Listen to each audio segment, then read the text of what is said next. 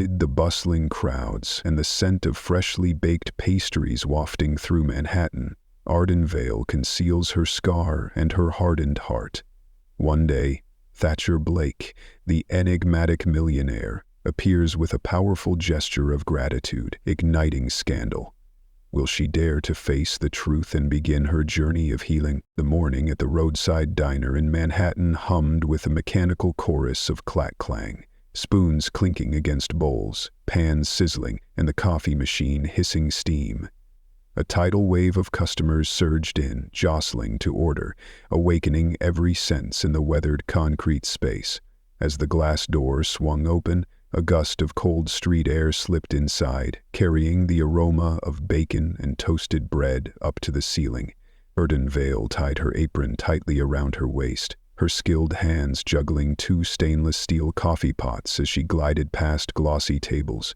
She moved like a fish dodging a net, her eyes missing neither a spilled drop nor a stray crumb. Her long black hair loosely swept over her shoulder evoked the delicate yet sturdy weave of a spider's web.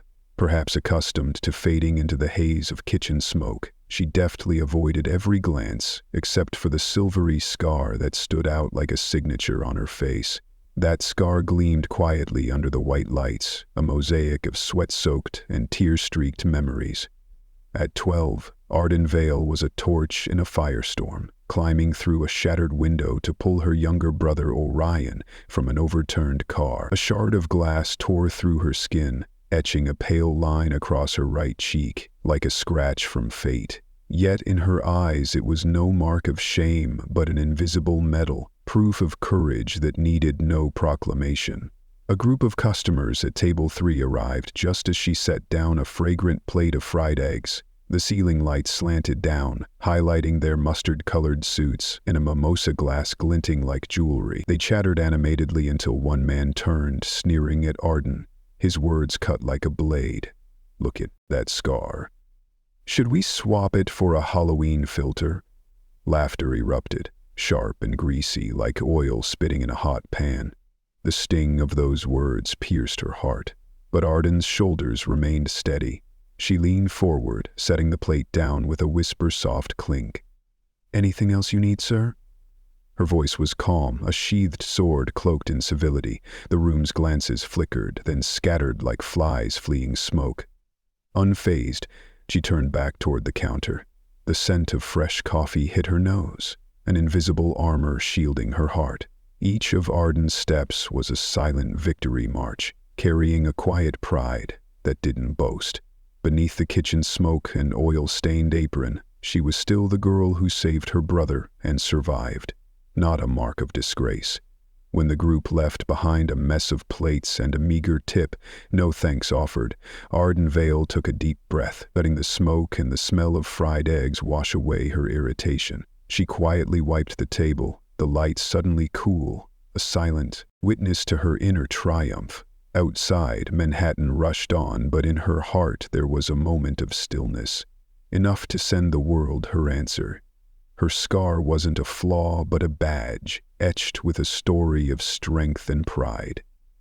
The afternoon light slipped through the glass window, illuminating specks of dust floating in the warm air of the diner, where Thatcher Blake sat alone in a far corner, like a marble statue amid a sea of bustling people. He observed Ardenvale in quiet, weighty moments, the way she folded her hands behind her back while wiping a table, like a seasoned dancer awaiting the next note. The way she tilted her head slightly, her eyes catching the flicker of the overhead light, like a butterfly trembling before an unfamiliar breeze. Each of her movements carried its own rhythm, a wordless symphony woven through the clatter of utensils against hot pans, the steam of milk, and the faint scent of toasted bread. As the group of customers left behind cold plates and walked out, Thatcher Blake gave a subtle nod, a faint smile curling his lips. He called for the check with an easy warmth, his voice sincere, like a heartfelt invitation. "Thank you, Ardenvale, for handling that with more grace than they deserved." From that moment his tone wasn't hollow comfort, but gratitude born of genuine admiration. Like a wildflower blooming in dry sand, unadorned yet captivating. The way he said thank you was like placing a beam of light on the table, stilling the space around them, letting her hear the sound of appreciation rather than the sharp slice of pity. Ardenvale paused, her heart quiet amid the chaotic waves of a long day. For the first time in a string of days facing scornful glances, she felt warmth radiating from his words, seeping into the cracks of her proud defenses. Instinctively she looked up, her eyes meeting his gentle gaze, like a shooting star streaking across a night sky, sparking a fleeting moment of belief. A small smile, pure as a dewdrop on a morning leaf, revealed her quiet longing to be accepted and valued. The diner's atmosphere seemed to expand, the hum of chatter fading into background music, making way for two souls standing together in a silence heavy with meaning. Thatcher Blake tucked away his wallet, folding it carefully before offering a slight nod, like an old friend bestowing an invisible gift. Ardenvale stepped back, still clutching her tray, as if reluctant to let go of the warmth of the moment. Outside the window, the late-day sun bathed the old brick in gold, whispering a fragile message. Beyond her silver scars, she was not just a wound, but a wellspring of hidden strength. In that instant, questions stirred softly in Ardenvale's mind. Was there a world where she didn't have to hide behind her apron? Would someone look at her scar without flinching? She felt the first sprout of hope, like a tender shoot breaking through parched earth. Her lips trembled slightly, and as she turned away, she silently thanked Thatcher Blake's patience, the man who didn't rush off like other customers, but chose to linger, offering her the most sincere gratitude. In that moment, the diner transformed into a gentle epilogue to a thorny chapter of her life, opening the door to a new journey, one where trust and respect intertwined with the clink of dishes and the faint aroma of coffee. The midday lull on a weekday brought a gentle quiet to the diner, as harsh sunlight chased shadows into the cracks of old brick. Thatcher Blake appeared again, his tall frame easing through the doorway, carrying the scent of summer sun and the leathery aroma of a worn notebook beside his thick black coffee. He chose his usual spot in the far corner where the softest light filtered through the window, a haven in a breathless world. Ardenvale saw him before she remembered herself, a feeling both startling and comforting, like rediscovering a long-dormant part of her soul. Each time Thatcher set his coffee cup down, the sharp clink rang out like a cryptic rhythm, echoing unspoken conversations yet to come. As Arden approached, hand lightly on her hip, eyes still tinged with unease, he slid two neatly folded $20 bills across the table, their edges slightly frayed, a silent invitation to a wordless dialogue between two souls from different worlds. But Ardenvale didn't reach for them. Instead, she placed the money back on the table with a steady gaze, her voice trembling like a young blade of grass in the wind. "I'm sorry, but I can't take this." The diner seemed to hold its breath. The kitchen smoke, the sizzle of pans, the distant murmurs of customers all faded before that moment. Thatcher Blake didn't flinch, only offered a faint, questioning smile. "You think this is pity, don't you?" He closed his book, leaning just low enough for their eyes to meet. His question wasn't an accusation, but a balancing act between pride and kindness. Ardenvale glanced at the bills, then at his hand, trembling slightly beneath the blazer's fabric, like a butterfly resting on a still pond. "I don't want anyone thinking. I need charity," she whispered, both resolute and fragile, like the paper itself. Her mind churned. Every time life pushed her into the shadows, she clawed her way toward her own light, refusing to lean on the goodwill of others. Thatcher Blake exhaled softly, his voice calm as a tranquil lake. "You're mistaken. I'm not giving you this out of pity. I'm giving it out of gratitude." His words were unadorned, not lofty but simple, like a dewdrop on a wildflower's petal, clear yet potent enough to awaken the dawn. He looked up, his earnest eyes gleaming with steadfast belief. "You've brought me warmth and hope in this chaotic place, Ardenvale." In that moment, her world expanded. Gone were the mocking laughs, the pointing stares. Only a quiet space remained where two people found each other amid life's tumult. Arden let out a soft sigh, like a sail slackening after a fierce wave.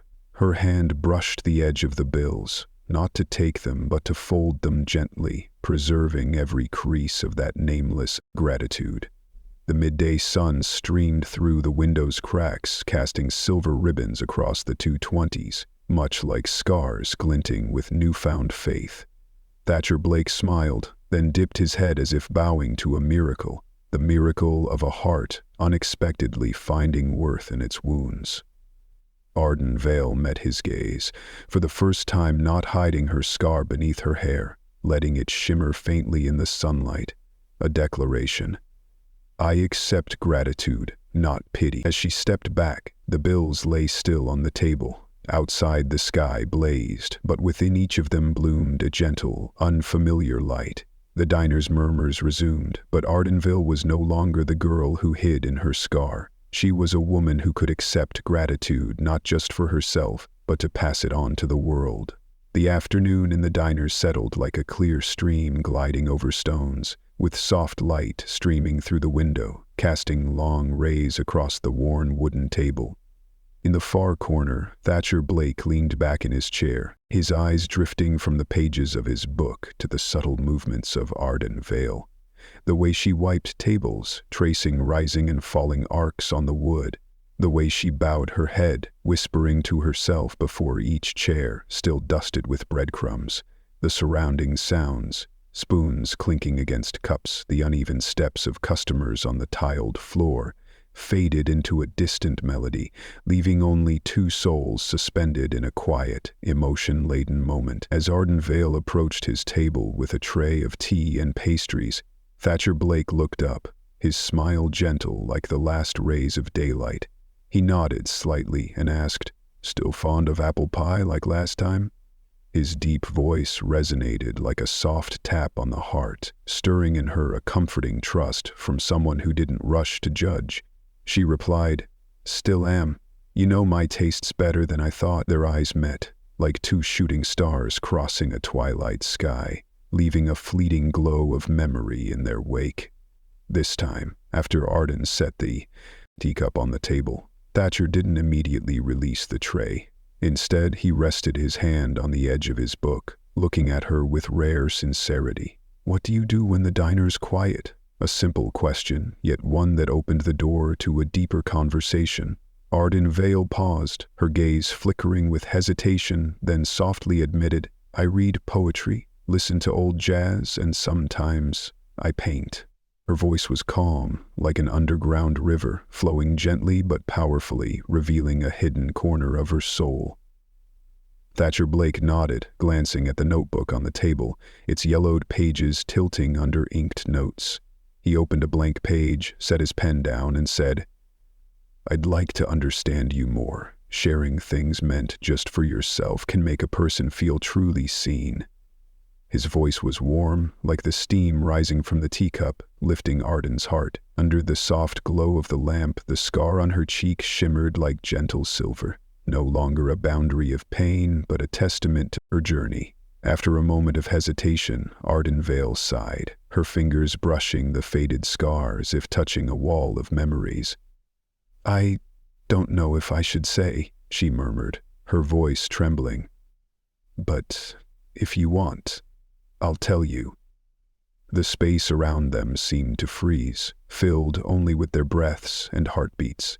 She spoke of a rainy day when she was 12, of a smoking car on a slick road, of Orion Vale's screams echoing in the cabin, and of the moment she climbed through shattered glass to pull him free. The glass had torn her skin, leaving a trail of silver scars like daylight streaks. Arden's voice held no bitterness or resentment, only a quiet resonance, like a somber yet epic soundtrack. Each detail unfolded in Thatcher Blake's eyes like a slow-motion film, every frame tinged with the cold gray of disaster, then blazing with fierce will to survive. He listened silently, never interrupting, never flinching, only breathing steadily to let her know she was respected. When her story ended, Ardenvale clasped her hands to her chest, her eyes glistening with unshed tears, yet her posture was unshaken, like an old maple enduring storms. Thatcher Blake set his pen down, looked up and said in a warm, steady voice, "You didn't just save your brother, you saved me from the world's indifference." The words "saved me" rang out like a new definition of gratitude, coaxing a faint smile from her lips even as tears welled up. No more words were needed in that moment. The diner resumed its usual rhythm, but Ardenvale and Thatcher Blake had crossed the boundary of customer and server, stepping into a space of understanding and connection. The late-day sunset gilded the window frame, affirming that a scar was not an end, but a beginning to stories of compassion and hope. The buzzing hum from the phone's screen cut through the summer noon like cicadas, startling Ardenvale. She yanked the iPhone from her apron pocket, its glaring light flashing like a stage spotlight across her weary face. A gossip page she'd never visited blazed before her, a flickering spectacle. The headline, "Millionare in Hiding," spun in loops. Below it, a candid photo of her, eyes half closed, scar glinting under golden light. Next to the tall, lean silhouette of Thatcher Blake, smiling from a rickety plastic chair. Her blood turned cold, pooling at her temples like icy droplets seeping into her fingertips. Before she could steady herself, she scrolled to the comments where vicious words swarmed like hungry sharks. Charity case, Beauty and the Beast. Guess even billionaires have a kink for damaged goods. Each phrase stabbed like a bayonet, piercing the calloused skin toughened by years of mockery. She stumbled, her phone slipping from her hand and clattering onto the table, the metal scattering like shards of a broken mirror. The diner turned stifling, the customers' whispers tormenting, the sizzling pans mocking. Ardenvale swallowed a wave of nausea, her vision blurring with bitterness and shame. Without thinking, she brushed a stray lock of hair from her eyes and bolted from the counter. Her apron clung tightly to her waist as she raced across the peeling, damp-tiled floor like a fugitive escaping an iron cage. The glass door swung open, summer wind rushing in, carrying the humiliating headlines and her chaotic thoughts. She didn't look back, didn't pause to gather her belongings or bid farewell to her coworkers. Her hurried steps on Manhattan's sidewalks echoed like war drums, urging her to flee the sensational spotlight clinging to her. By the time she reached her apartment door, the phone's relentless buzzing still rang out, news alerts, messages, interview requests, all coiling around her like a chaotic torrent, nearly bringing her to her knees. In her small kitchen, only the dim yellow light and the stale scent of old coffee lingered on the table. Ardenvale poured water into a glass, her heart pounding like a drum, gripping the counter's edge as if balancing on a rickety bridge, desperate for something to hold on to. She turned her phone back on to read more, but instantly shut it off, recoiling as if shocked. Unable to face another word, in the thick silence, a faint knock at the door sounded, hesitant, like a sudden twist of fate. She flinched, her voice hoarse. "Who's there?" A low, gentle reply came from outside, carrying the scent of roasted coffee and oak. "Arden, it's me, Thatcher Blake." Her heart froze, as if squeezed, then thrummed with restless unease.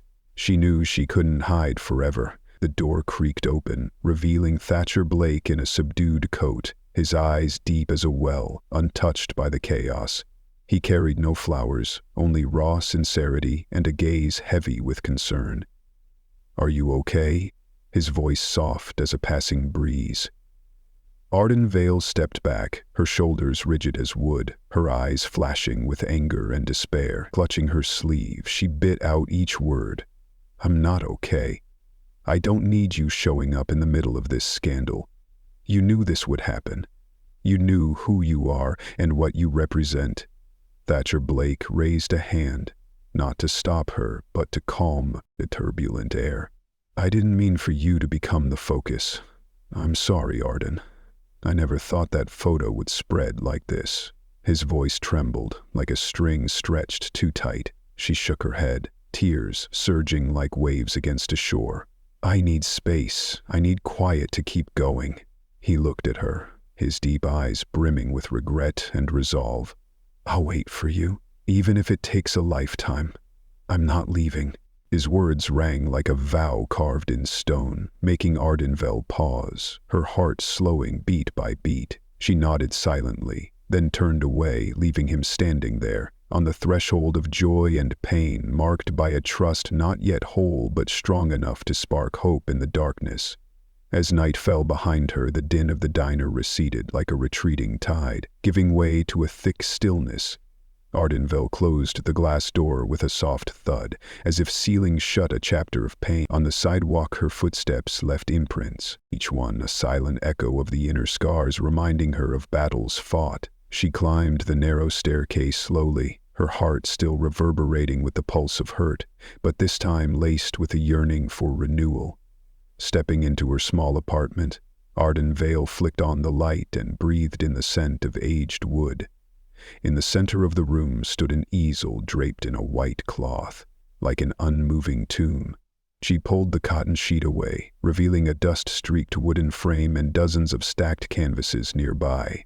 Scattered tubes of oil paint mingled with peeling paint tins, the sharp scent of resin and solvent blending into a strange, reviving aroma.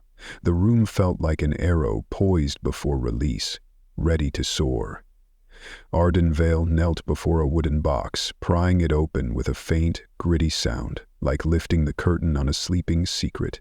Her trembling hands retrieved a tube of burnt sienna, squeezing droplets of oil onto a pristine canvas, like dawn bleeding across the horizon.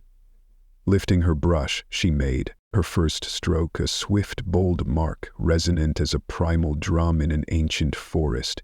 The second stroke was softer, like a dewdrop dissolving on a blade of grass. Time dissolved in the studio, each minute stretching into an eternal moment. Ardenvale worked tirelessly, blending deep blues and golden yellows, coaxing the canvas to life. Each brushstroke was a sigh released, each layer of color a wound knitting shut. Her shadow danced on the wall alongside the vibrant hues, a reunion of a soul in rebirth. In that moment, an unexpected chime broke through like an unannounced melody. Ardenvale knocked softly, then stepped inside, his eyes glinting under the golden light. Her brother's tall frame softened into a warm silhouette, reaching out to grasp the paint-streaked brush. "You're doing something miraculous," he said, his voice like a spring breeze. Ardenvale turned, a bead of sweat on her brow sparkling like a pearl, a weary smile blooming on her lips. The siblings sat amid a forest of canvases and paint, Ardenvale handing her a brush as if returning the courage she'd shown years ago. Their conversation flowed warmly. He spoke of school, she shared her long, lonely days. Their dialogue was less in words and more in shared glances, the whisper of paint and brush, the heartbeat of souls finding a common voice. When Ardenvale left, the room fell silent again.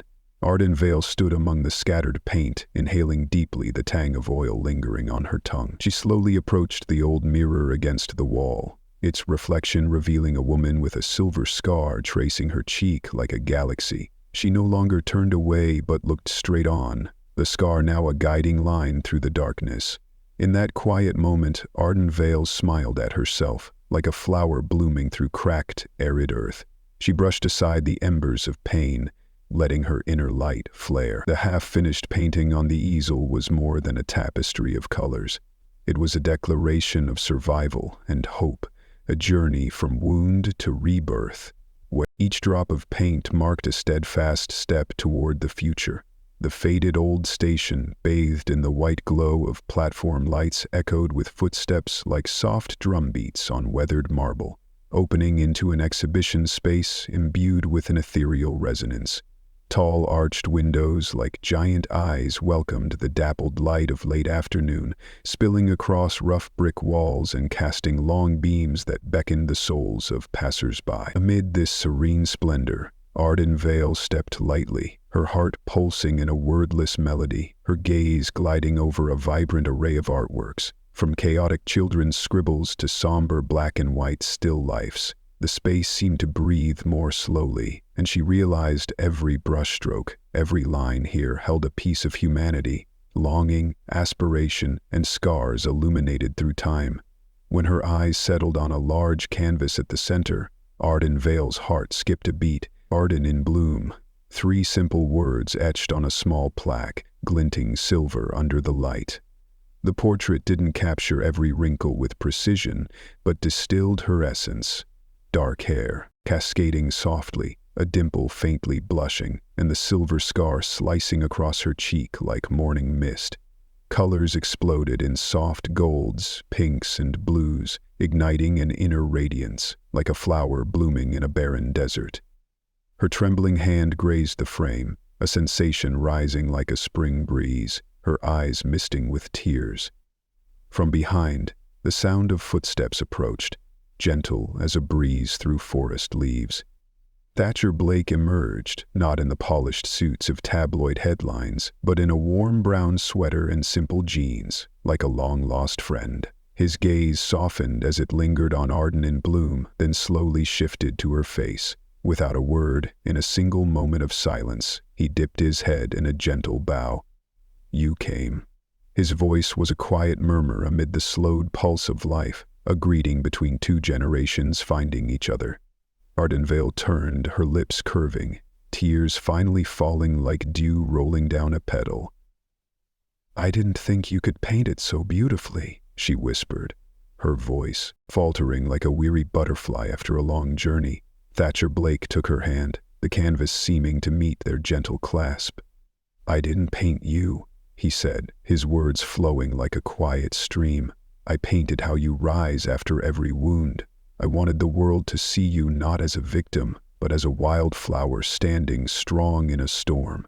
In the warm atmosphere, Ardenvale and Juniper Blake appeared, like fresh green sprigs on the branch of life. Orion smiled with pride, seeing his sister bathed in light, while Juniper offered a shy bow, her eyes shimmering with an ocean of hope. They formed a small circle around Arden in bloom, like family gathered around a dinner table, sharing a meal and joy after long days apart. Soft laughter mingled with the rhythmic sound of footsteps, weaving a symphony of kinship and friendship. As Ardenvale brushed her hand across the canvas, she felt the scar on her cheek gleam brighter than ever. Not a wound, but a milestone of resilience. The station's lights became a small paradise, where each painting was a story, each story a guiding spark. Thatcher Blake tilted his head, his smile full of quiet care. "You've bloomed, Arden. Everyone who comes here will see it." She nodded in silence, her heart resounding with the triumphant hum of hope and newfound love. The station gradually brightened, the crowd bustling once more, but amid the throng, the painting and those standing before it radiated an extraordinary stillness. The stillness of a new dawn, of a late-blooming flower on canvas, of hearts finding peace after life's tempests. In that moment, Ardenvale knew a new chapter had begun, not with shouts, but with the gentle rustle of colors, of kinship, and of sincere recognition. The dawn spilled through the glass windows of the bakery, scarlet in kindness like pink silk draped across the sky, casting a warm glow on rustic wooden shelves adorned with fragrant pastries, awakening every sense. Freshly baked loaves, their buttery crusts melting like morning smiles, sparked glimmers of hope amid the bustling city streets. Ardenvale entered last, slipping on a new apron embroidered with the shop's name, the scar on her cheek still present but shimmering like a silver thread in the early light, a mark of strength and resilience. Tucked beneath a canopy of vibrant bougainvillea, the bakery's corner felt like a miniature fairy tale garden, where sunlight danced through leaf gaps, inviting patrons not just to savor pastries, but to be enveloped in the warmth of acceptance. From the back, Thatcher Blake stepped in like a spring breeze, carrying the rich scent of roasted coffee. He gently placed a bouquet of vivid purple wildflowers on the counter, the same flowers Ardenvale once admired through a bus window years ago. A reminder that every story can bloom from a wound. Customers flowed in waves, some grabbing morning coffee, others pausing to photograph the cozy doorway, but the most meaningful glances followed Ardenvale as she arranged pastries on plates, smiling with newfound confidence. Each apple tart, almond croissant, and chocolate eclair was more than dessert. They were tales of pride, rising like crisp pastry shells guarding sweet hidden fillings. Within a week, the cream-colored wooden door rang with laughter as Ardenvale and Juniper Blake set up folding chairs around a long table in the garden behind the shop. Orion touched his sister's shoulder, his voice warm as hot cocoa. "You've done something extraordinary, Arden." Meanwhile, Juniper giggled, her eyes sparkling with joy, deftly tying white daisy garlands around small lampposts, crafting a natural floral curtain under the gentle autumn sky. The wedding was simple. No lavish canopies or dazzling banners, just a long wooden table draped in ivory cloth, adorned with golden string lights twinkling like stars. Her hair loosely tied, her scar gleaming like a galaxy on her cheek, moved lightly as a butterfly alighting. Thatcher Blake waited at the other end, not in a flashy gala suit, but a pale blue linen shirt, his gentle gaze welcoming her like dawn greeting the night. As Thatcher Blake slid a silver ring onto her finger, the rustle of leaves became the soundtrack to their symphony of happiness. "You're not just the story of a scar," he said, his warm voice resonating in the serene space, but a song of resilience and love. Ardenvale closed her eyes, savoring the moment like the deepest breath of her life, then smiled. "And you're the one who wrote that song."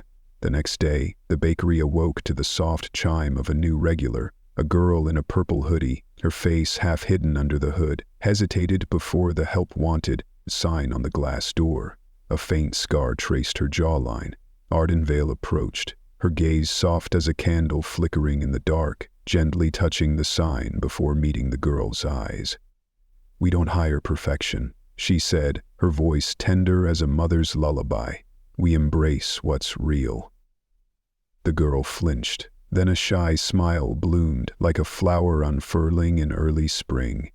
As she stepped inside, the warm light wrapped around her like a protective cloak. Amid the kitchen's cozy aroma of oil and caramel, stories of scars, courage, and sweetness carried on, spreading through each pastry, each smile, and each sincere heart. At Scarlet and Kindness, every day was a prelude to new faith, where scars were no longer marks but wings, lifting souls to soar. After hearing Ardenvale's journey and Thatcher Blake's words of gratitude, I'm moved by the strength in scars and unwavering love. Thank you to Ardenvale, Juniper Blake, and all of you for watching Millionaire and Heart Stories, where every story touches the heart.